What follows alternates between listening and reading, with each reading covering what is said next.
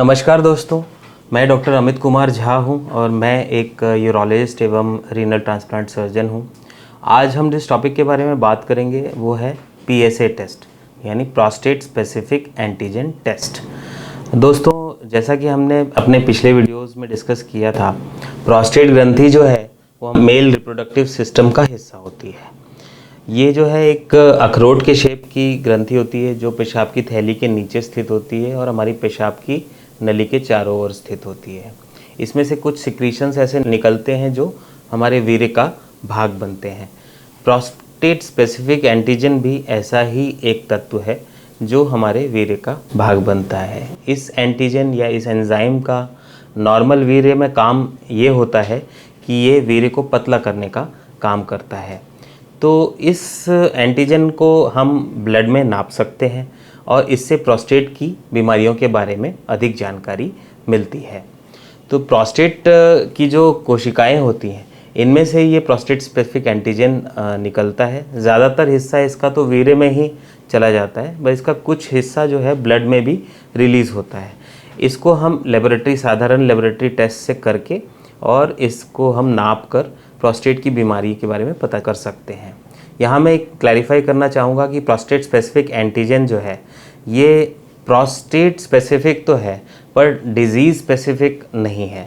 इसका मतलब ये है कि ये जब एबनॉर्मल होता है तो हम मान सकते हैं कि प्रोस्टेट ग्रंथि में कोई ना कोई बीमारी है, पर ये बीमारी क्या है ये जानने के लिए हमें एडिशनल टेस्ट करने पड़ते हैं और मरीज़ का परीक्षण करना पड़ता है। Prostate specific antigen PSA prostate की किसी भी बीमारी जैसे कि प्रोस्टेट में इन्फेक्शन हो गया हो, पेशाब में रुकावट हो रही हो, या फिर आपको साधारण एनलार्जमेंट जो एज के साथ होती है बीपीएच जिसको बोलते हैं वो हो गया हो, या फिर प्रोस्टेट कैंसर हो गया हो, इस तरह की किसी भी प्रोस्टेट की बीमारी में ये प्रोस्टेट स्पेसिफिक एंटीजन की वैल्यू जो है वो बढ़ जाती है। तो आइए जानते हैं कि प्रोस्टेट स्पेसिफिक एंटीजन की नॉर्मल वैल्यूज़ क्या होती हैं। सामान्यतः देखा जाए तो 0 से 4 नैनोग्राम प्रति ml तक का प्रोस्टेट स्पेसिफिक एंटीजन का ब्लड में लेवल जो है इसको नॉर्मल माना जाता है, और 10 नैनोग्राम प्रति ml से ऊपर का जो वैल्यू है इसको एबनॉर्मल माना जाता है। 4 से 10 नैनोग्राम प्रति ml का जो लेवल है पीएसए का, इसको ना तो नॉर्मल मानते हैं ना एबनॉर्मल, इसको ग्रे जोन पीएसए कहते हैं। जब पीएसए की वैल्यू इस ग्रे जोन में आती है और मरीज़ को कोई और बीमारी जैसे पेशाब में रुकावट या प्रोस्टेट की इन्फेक्शन, यूरिन इन्फेक्शन, इस तरह का कोई प्रॉब्लम नहीं होता है, तब हम इसमें एडिशनल कुछ टेस्ट करके पता लगा सकते हैं कि इसकी सिग्निफिकेंस क्या है। पीएसए के कुछ डेरिवेटिव्स भी होते हैं, कुछ और अन्य टेस्ट पीएसए पर आधारित होते हैं जिसको कि हम फ्री पीएसए कहते हैं, पीएसए डेंसिटी कहते हैं, पीएसए वेलोसिटी कहते हैं। और इन टेस्ट का प्रयोग जो है ये इसी ग्रे जोन में 4 से 10 नैनोग्राम प्रति ml के पीएसए के रेंज में किया जाता है। इसके साथ ही पीएसए की वैल्यू हर उम्र में एक समान नहीं रहती है। अगर मरीज़ की उम्र 50 साल से कम है तो पीएसए की वैल्यू 2.5 नैनोग्राम प्रति ml या उससे कम ही होनी चाहिए। 50 से 60 साल की उम्र के लोगों में यह वैल्यू 3.5 नैनोग्राम प्रति ml से कम होनी चाहिए। 60 से 70 वर्ष के आयु के लोगों में ये वैल्यू 4.5 नैनोग्राम प्रति ml से कम होनी चाहिए, और वहीं 70 साल से ऊपर के जो पुरुष हैं उनमें 6.5 नैनोग्राम प्रति ml तक का पीएसए भी नॉर्मल माना जाता है। ये जानना इसलिए ज़रूरी है कि कई बार पीएसए टेस्ट लोग करा तो लेते हैं लेकिन इसकी उस पर्टिकुलर एज ग्रुप में सिग्निफिकेंस क्या है, नॉर्मल है या एबनॉर्मल है, ये समझ नहीं पाते। और लैबोरेटरी की नॉर्मल रेंज भी एक ब्लैंकेट नॉर्मल रेंज दे दी जाती है, उस पर्टिकुलर पेशेंट पे शायद वो लागू नहीं हो। तो आइए जानते हैं कि पीएसए टेस्ट का प्रयोग, इंडिकेशंस क्या है, कब कराते हैं। तो पीएसए टेस्ट के प्रयोग की बात करें, ये तो जनरली जो सबसे कॉमन सिनेरियो है वो यूरोलॉजिस्ट के ऑफिस में ओपीडी में जब आप लोअर यूरिनरी ट्रैक्ट सिम्टम्स लेके जाते हैं, यानी कि आपको पेशाब में रुकावट हो रही है, बार बार जाना पड़ रहा है, अर्जेंसी हो रही है, पेशाब पूरी तरह से ब्लैडर से खाली नहीं हो रहा है, ऐसा आपको लग रहा है, तो ऐसे मरीज़ों में जब वो 50 साल के ऊपर होते हैं तो जनरली आपके यूरोलॉजिस्ट आपको काउंसिल करके पीएसए टेस्ट कराने की सलाह देते हैं। इसके अलावा जब आप बहुत सारी कंट्रीज़ में ऐसा देखा गया है कि पीएसए टेस्ट को जो है स्क्रीनिंग टेस्ट की तरह लिया जा रहा है जनरल पॉपुलेशन में। हालांकि हर जगह ये लागू नहीं है, लेकिन कुछ कंट्रीज़ में पीएसए टेस्ट को एज अ स्क्रीनिंग टेस्ट किया जाता है। डॉक्टर द्वारा डिजिटल रेक्टल एग्जामिनेशन यानी प्रोस्टेट ग्रंथि का परीक्षण और इसके साथ ही PSA test screening for prostate cancer के लिए यूज़ किया जा रहा है। इसके अलावा आजकल देखा जा रहा है कि as a part of health checkup package PSA test पुरुषों में एडवाइस कर दिया जाता है। हालांकि ये बिल्कुल ब्लैंकेट सभी लोगों में कराना सही नहीं है। हमने ये भी देखा है कि 25 साल के पुरुष भी पीएसए टेस्ट को लेकर आ रहे हैं।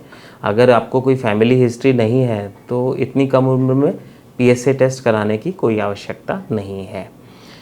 चौथा जो इंडिकेशन है पीएसए टेस्ट का वो है, आप अगर प्रोस्टेट कैंसर का ट्रीटमेंट ले चुके हैं, भले ही आप सर्जरी करा चुके हैं या रेडियोथेरेपी ले चुके हैं, तो उसके बाद फॉलोअप के रूप में सीरम पीएसए टेस्ट को इस्तेमाल में लाया जाता है। अमूनन ऑपरेशन के 4 हफ्ते बाद पीएसए टेस्ट को रिपीट कर लिया जाता है और ये उस समय में बिल्कुल अपने न्यूनतम स्तर पे होना चाहिए ऑपरेशन के बाद। तो फॉलोअप टूल की तरह देखें तो पीएसए एक बहुत कारगर टेस्ट है और इसका इस्तेमाल ज़्यादा से ज़्यादा मरीजों में किया जाता है।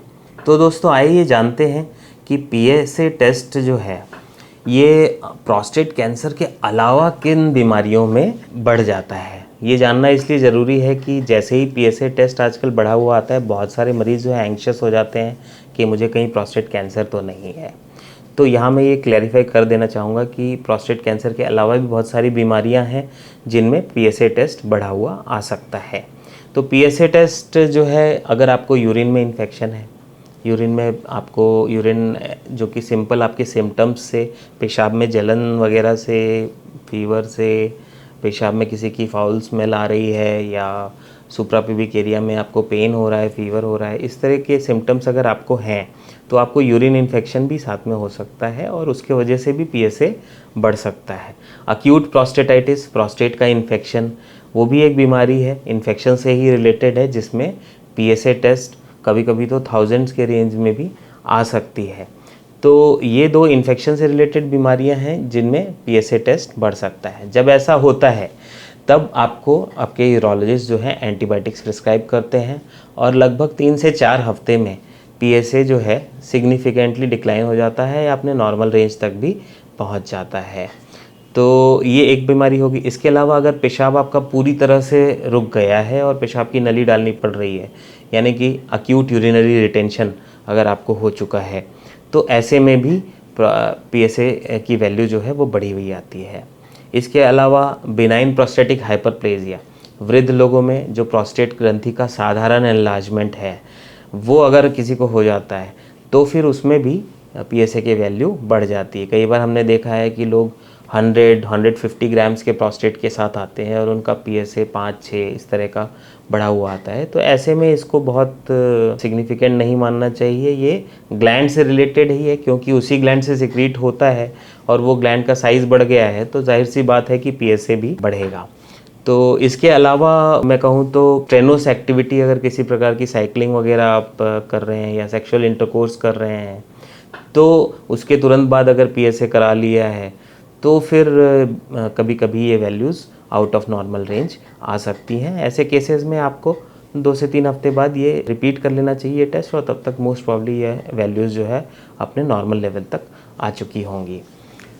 इसके अलावा मैं यहाँ क्लैरिफाई करना चाहूँगा कि प्रोस्टेट ग्रंथि में अगर किसी भी तरह का ट्रीटमेंट हुआ है, या तो प्रोस्टेटेक्टमी हुई है या रेडियोथेरेपी हुई है या किसी भी और तरह की ट्रीटमेंट हुई है प्रोस्टेट कैंसर में, या फिर आप मेडिकल ट्रीटमेंट भी ले रहे हैं, ड्यूटास्टेरॉइड या फिनास्ट्राइड नाम की दवाइयाँ अगर आपको चल रही हैं, तो भी आपके पीएसए की वैल्यू जो है ये नॉर्मल से कम रेंज में आ सकती है। तो ऐसा हम कहते हैं कि जिनको ड्यूटास्टेरॉइड नामक दवा चल रही है, 12 महीने से अधिक समय से चल रही है, उनमें पीएसए की वैल्यू अपने को डबल कर लेनी चाहिए, क्योंकि वो कम रहती है। लास्टली मैं कहना चाहूँगा कि पीएसए टेस्ट की मतलब यूजेज और इंटरप्रिटेशंस क्या हैं, इसके साथ कंट्रोवर्सीज़ क्या हैं, इसके बारे में भी मैं थोड़ा बात करना चाहूँगा। दोस्तों, पीएसए टेस्ट का जो शुरुआत हुई थी वो 1980 के दशक में हुई थी, इसकी खोज हुई थी और उसके तुरंत बाद इसका इस्तेमाल धीरे धीरे बढ़ने लगा। अगले दशकों में ऐसा देखा गया कि प्रोस्टेट कैंसर से रिलेटेड जो डेथ्स हैं वो धीरे धीरे करके कम होने लगी।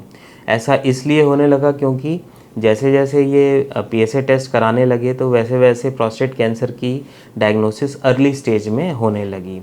तो शुरुआत में जो है कि उस समय जब इसकी खोज हुई थी तो ऐसे blood test, simple blood test कराना बहुत सिंपल होता है, सिंपल एक ब्लड टेस्ट से किसी कैंसर का पता चलता हो, ऐसे कैंसर्स बहुत कम थे। जब ये आया तो इसका इस्तेमाल तीव्र गति से बढ़ने लगा और हर कोई जनरल प्रैक्टिशनर या मरीज़ कभी कभी खुद भी ये टेस्ट कराने लगे।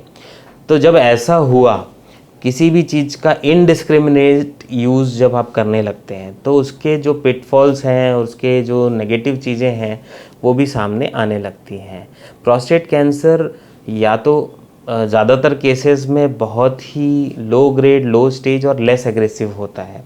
इसके कुछ ही परसेंटेज ऑफ केसेस जो हैं वो ज़्यादा एग्रेसिव होते हैं और उन केसेस में हमें मतलब एग्रेसिव ट्रीटमेंट की ज़रूरत पड़ती है। लेकिन क्या होता है कि जब PSA टेस्ट हम कराते हैं तो तुरंत जब कैंसर की डायग्नोसिस बनती है तो मरीज़ के मन में काफ़ी एंग्जाइटी होती है। डॉक्टर्स भी ऐसा सोचते हैं कि उनके माइंड में ये बिल्ट होता है कि कैंसर डायग्नोसिस हो गई है, तुरंत ट्रीट करो, इसको ठीक करो, ये तो एक बहुत ही जानलेवा बीमारी है। पर यहाँ प्रोस्टेट कैंसर में ऐसा नहीं है। प्रोस्टेट कैंसर में बहुत सारे टाइप ऑफ कैंसर हैं प्रोस्टेट कैंसर के, जो बहुत ही लो ग्रेड, लो स्टेज, लो वॉल्यूम डिजीज़ होती हैं, जो कि मरीज़ के जीवन काल में किसी भी तरह का प्रॉब्लम क्रिएट नहीं करती, कभी फैलती नहीं है। जब बल्कि मरीज़ की डेथ किसी और वजह से हो जाती है, प्रोस्टेट कैंसर वैसे का वैसा ही रहता है। तो आज के शोध से ये पता चला है कि ऐसे कैंसर्स को हम आइडेंटिफाई कर सकते हैं और उनको कुछ ना करना यानी वॉचफुल वेटिंग भी उनके लिए एक कारगर ट्रीटमेंट है, क्योंकि कभी कभी ट्रीटमेंट से भी काफ़ी तरह के नुकसान हमें देखने में आते हैं। अननेसेसरीली बायोप्सीज़ होती हैं, अननेसेसरी प्रोस्टेटेक्टमी हो जाती है पेशेंट्स की, जिनको की ज़रूरत नहीं थी। तो अंत में यही कहना चाहूँगा, PSA टेस्ट को अगर कराना है तो उसको इंटरप्रेट करना भी आना चाहिए जो भी इसको ऑर्डर कर रहा है। PSA टेस्ट को आप एक चेक इंजन लाइट की तरह समझ सकते हैं। आजकल गाड़ियों में जैसे इंजन ख़राब हो जाता है तो बत्ती जल जाती है, फिर आप अपने मैकेनिक के पास जाते हो और कई बार ऐसा होता है कि वो मैकेनिक जो गाड़ी में जिस रिपेयर की ज़रूरत नहीं है वो भी कर देता है। तो इसी तरह से PSA टेस्ट भी है। PSA टेस्ट अगर एबनॉर्मल आया है तो एक कुशल एक्सपीरियंस यूरोलॉजिस्ट के पास जाइए, उनसे समझिए कि ये क्यों बढ़ा हुआ है, इनके कौन से ऐसे कारण हैं जो कि कैंसर नहीं है और तब भी PSA बढ़ सकता है, और साधारण टेस्ट से फिर ये PSA टेस्ट नॉर्मल भी आ जाता है। अगर कैंसर की डायग्नोसिस हो भी गई है तो सारे प्रोस्टेट कैंसर को एक्टिव ट्रीटमेंट की ज़रूरत नहीं होती है। तो ये था PSA टेस्ट के बारे में कुछ जानकारी, ताकि आप सजग हो सकें कि ये एक अच्छा टेस्ट है, पर इसका इंटरप्रिटेशन थोड़ा सा डिफ़िकल्ट है और इसमें सूझबूझ की आवश्यकता होती है। धन्यवाद।